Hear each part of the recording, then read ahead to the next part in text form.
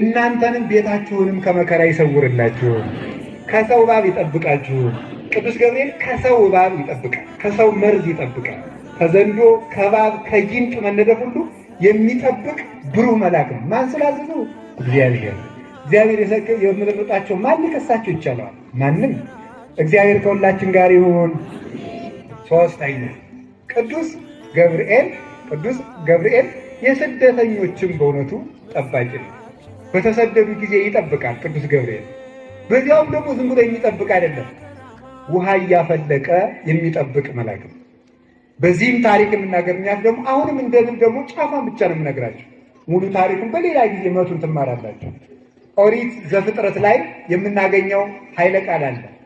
እዚያ ላይ ምዕራፍ 21 ላይ እዚያ ላይ አጋር የምትባል የአብርሃም ሰራተኛ፣ በድሮ አጠራር ገረድ ይባል ነበር፣ ባሪያም ይባላል።